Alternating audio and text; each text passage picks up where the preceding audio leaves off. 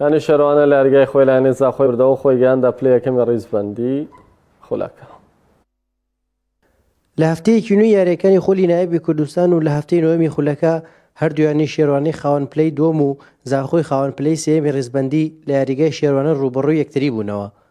وەک چاوەڕوان دەکرا یاریەکە بە بەهێزی دەستی پێ کرد و دوای سێ خولەک لە دەستپێکی یاریەکە شێروانە لە ڕێگەی دیلمانڕۆکانەوە گۆڵی پێشکەوتنی تۆمار کرد. لە دوایە گۆڵە شێروانە بەردەوام بوو لە هێرشەکانی بۆ سەر گۆڵی یانەی زاخۆ، بەڵام نەیانتوانی ئەو هەلانەی بۆیان ڕەخسە بە تۆماری گۆڵ کۆتایی پێبێن و گێمی یەکەم بە ئەنجامی گۆڵێکی بێبەرامبەر لە بەرژەوەندی شێروانە کۆتایی هات. لەگەڵ دەستپێکردنەوەی گێمی دووەمدا شێروانە باڵەدەستی خۆی لە یاریەکەدا پیشاندا و دوای چەند هێرشێکی یەک لە دوای یەک سەرنجام موسعەب جەمال لە خولەکی 53 گۆڵی دووەمی شێروانەی تۆمار کرد. دوای 7 خولەک لە تۆمارکردنی ئەو گۆڵە لە ئەنجامی هێرشێکدا محەممەد عەبدوڵڵا گۆڵێکی بۆ یانەی زاخۆ تۆمار کرد.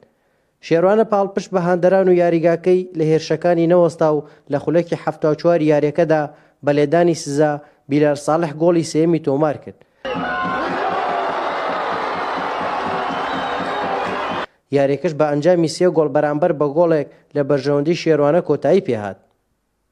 ئەم بردنەوە بێمە زۆر گرنگ بوو، دەستخۆشی تاوان بۆ یاریزانەکانمان هەیە بە حکمیەوەی ئێمە هەفتەکانی پێش و سەدارەمان لە دەزا خۆشبەختانە ئەمڕۆ براوە بین.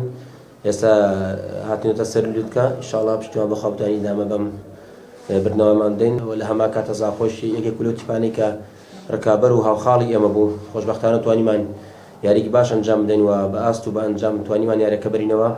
دیسانە دەستخۆشی تاوان بۆ یاریزانەکانمان ئینشاڵڵا بتوانین لەسەر ئەم ئاست و ئەنجام بەرنەوە بین. أبغى أدير كما يوري كابن ناف لقال الشيرون وناف عرض الشيرون هذا بس بداية بتشك خراب بس تيجي شاطر دوامات ناف جاوي ياري داو ما شغله كي بكنو فرقية ناف نتيجة دا كم بكن بس تيجي بتشك بدلو شيء شاطر صاحي داو زخت كسر حكمه جزاك ندرس لي داو وكارتكن النتيجة كر مستوى حكم يعني بس تزت كيس حكم كلا كارتكن مستوى حكم يجيبه تو أو جزاك قرت شيء ندرس بيو يعني كارتكن جمهوري حكمي بيوست حكمي.